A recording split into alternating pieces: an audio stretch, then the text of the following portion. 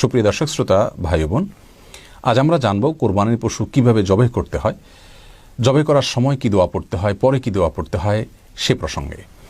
বুখারী এবং মুসলিম একযোগে বর্ণনা করেছে যে আমাদের প্রিয় নবী সাল্লাল্লাহু আলাইহি সাল্লাম তার নিজের কোরবানির পশু নিজের হাতে জবাই করেছেন, এবং বিভিন্ন হাদিস থেকে এ বিষয়ে আমরা উৎসাহ পাই যেন নিজের কোরবানির পশু নিজের হাতে জবাই করা হয়। যদিও অন্যের মাধ্যমে জবাই করানো হলে তাতেও কোরবানি বিশুদ্ধ হয়ে যাবে। আমরা যারা নিজের হাতে নিজের কোরবানির পশু জবাই করতে সাহস পাই না, তাদের একটা বড় সমস্যা মনে করি আমরা যে আমরা কোরবানির করার পদ্ধতি জানি না, কি দোয়া পড়তে হয় সেটা জানি না। মূলত এই বিষয়গুলো অত্যন্ত সহজ একটি বিষয়। কোরবানির পশু জবাই করার ক্ষেত্রে দুটি বিষয় যদি আপনি খেয়াল করেন তাহলে আপনার জবাই বিশুদ্ধ হয়ে যাবে, কোরবানি বিশুদ্ধ হয়ে যাবে। প্রথম বিষয়টি হলো আপনি বিসমিল্লাহ বলে জবাই করবেন। বিসমিল্লাহ বলে আপনি ছুরি চালনা শুরু করবেন। এটি হলো জরুরি বিষয়। আল্লাহ ছাড়া কারোর নামে যেন জবাই করা না হয় সে বিষয়টি খেয়াল করতে হবে। বিসমিল্লাহ বলে জবাই করতে হবে। আর জবের সময় আপনাকে খেয়াল করতে হবে পশুর খাদ্যনালী, শ্বাসনালী এবং দুই পাশে থাকা দুটি নালী, সরু বা চিকন নালী, সেই নালীগুলো কাটা হলো আপনার জন্য জরুরি। অর্থাৎ এই নালীগুলো যদি কাটা যায় তাহলে সেক্ষেত্রে জবে বিশুদ্ধ হয়ে গেল। আপনি এটা কোরবানির উদ্দেশ্যে জবে করছেন, আকিকার উদ্দেশ্যে জবে করছেন, সেটি আপনার মনে আছে, বাস এই নিয়তটুকু যথেষ্ট। কোরবানি বিশুদ্ধ হয়ে গেল, জবে বিশুদ্ধ হয়ে গেল। তাহলে এই ছোট্ট কাজটুকু বিসমিল্লাহ বলা এবং শ্বাসনালী, খাদ্যনালী এবং দুই পাশে দুটি তুলনামূলক ছোট নালী দেখা যায়, সেগুলো কাটা গেল কি না আপনি শুধুমাত্র সেই বিষয়টি খেয়াল করলেন, ততক্ষণ পর্যন্ত ছুরি চালনা করলেন, বাস এতেই কিন্তু কোরবানি এবং জবে বিশুদ্ধ হয়ে যাবে। তবে হ্যাঁ, আরও কিছু দোয়া আগে বা পরে বিভিন্ন হাদিসে বর্ণিত হয়েছে, সেগুলো যদি আমরা করি এবং আরও কিছু পদ্ধতি আছে সেগুলো অবলম্বন করি তাহলে সেটা উত্তম হবে। তবে তার উপরে শুদ্ধ অশুদ্ধ হওয়াটা নির্ভর করবে না।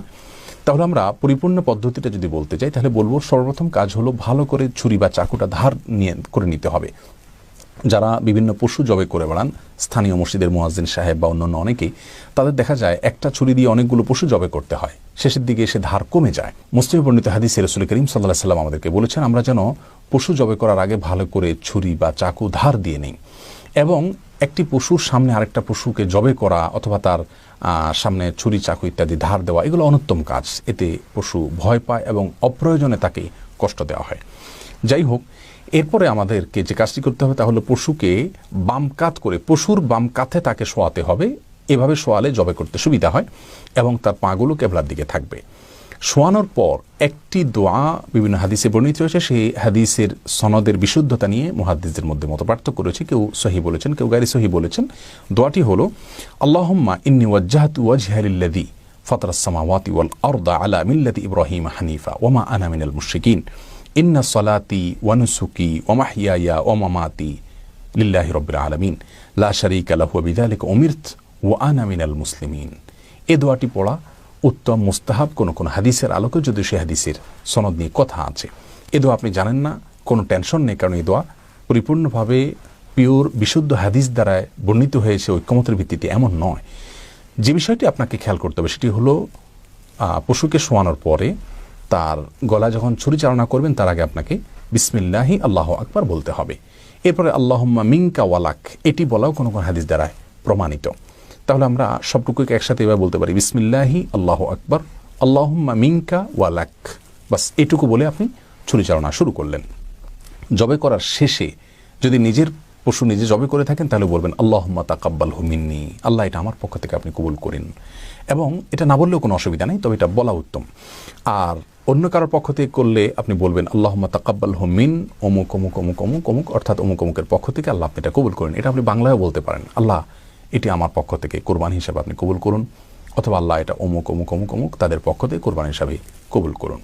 অতএব কাদের পক্ষ থেকে করছেন তাদের নামগুলো জপা এটা জরুরি কোনো বিষয় নয়। তাদের নিয়তগুলো আল্লাহ সুবহানাহু ওয়া তাআলা জানেন। যদি তাদের নাম জপা না হয়, তাদের নাম বলা না হয়, তাতেও কোরবানি বিশুদ্ধ হয়ে যাবে ইনশাআল্লাহু বিইذনিল্লাহ।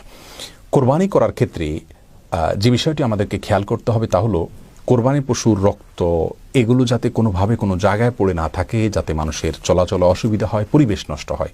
বাস এই বিষয়গুলোকে খেয়াল করে যদি আমরা কোরবানি করি তাহলে ইনশাআল্লাহ বিইذনিল্লাহ কোরবানি বিশুদ্ধ হয়ে যাবে। আল্লাহ সুবহানাহু ওয়া তাআলা আমাদের সকলকে সঠিক পদ্ধতিতে সুন্নাহসম্মত উপায়ে নিজের পশু নিজের হাতে কোরবানি করার তৌফিক দান করুন।